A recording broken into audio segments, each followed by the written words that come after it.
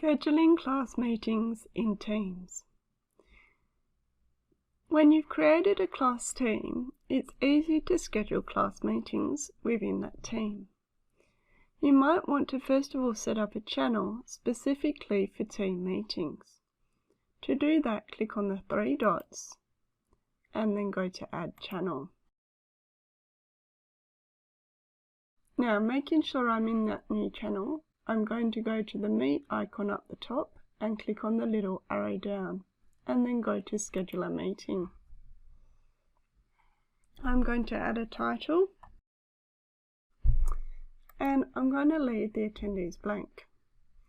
Unfortunately, you can't tag a group to add them. You need to add each individual email address. So it's worth leaving this blank and then posting in your team the link to the team meeting. You can select what time of day the meeting is going for and how long it's going to go for. You can also schedule it to happen Monday to Friday. Here is where I can check that it's in the right channel. The reason why I want it in a channel is so that the students during the meeting can use the chat function. And then I'm going to click on Send. Now that that meeting is in there, I need to go and change the meeting settings. So I'm going to click on those three dots and go to View Meeting Details. It's really important that I change those meeting settings or meeting options so that I can control how and when students can access this link. If I don't do this, students can just click on that link and meet with each other without the teacher having any control. So let's click on Meeting Options, and this will open up my meeting in a browser. Okay, so the first one is who can bypass the lobby. If you're using this with students, I suggest that you pick Only Me. That means in order for your students to enter, they need to wait in the lobby until you let them in. If you don't do this, students can enter at any time. You can keep Announce when callers join or leave as Yes. The other one is Who can present. If you've got issues with students sharing their screen when they're not supposed to, you might want to change that to Only Me. During your meeting, you can specify people to present if needs be. But if you put the meeting settings as Only Me to begin with, this allows you to have some control. Allow mic for attendees. You want this as Yes if you want students to be able to contribute. Camera for attendees, again, keep this as Yes if you want to be able to see students. Record automatically. This option will start the recording as soon as the meeting starts. I recommend you keep that as No because you want to ask students permission before you record. Allow reactions. Let's put that as Yes. This means that students can use the clapping and love hearts and hands up to ask questions and show appreciation. And then the last one is captions. If you've got students with English as a second language, you might want to do Provide Captions. I'm just going to leave that as No and click Save.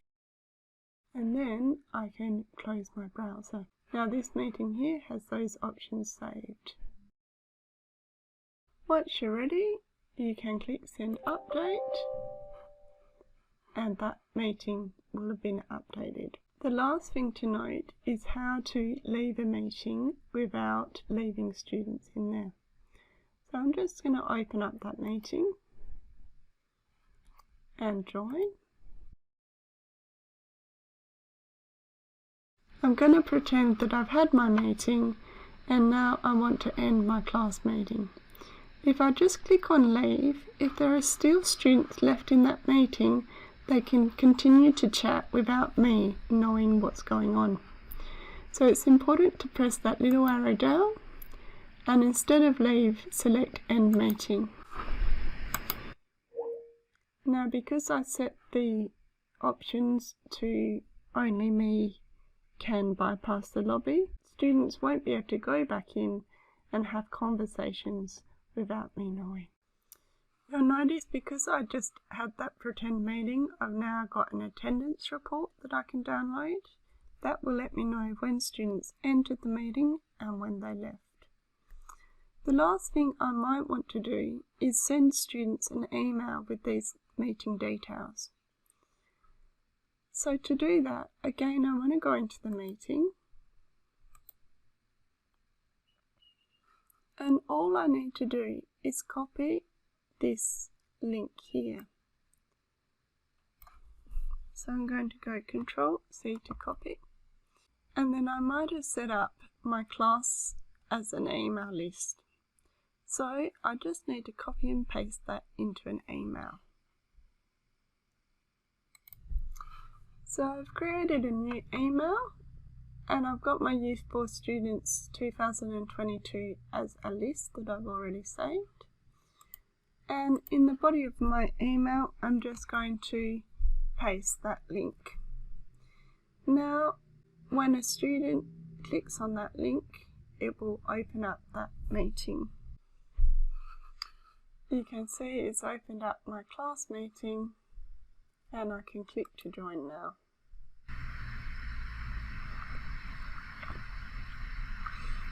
Again, it's recognised that this is me that's joining, so because I'm the organiser, it's put me straight into the class.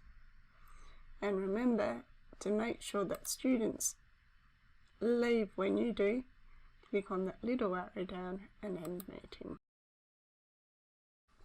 The other option for sharing your meeting might be to post about it.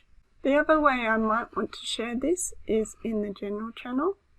So in the general channel, I might make an announcement. So new conversation, that A with a pencil, and click on announcement.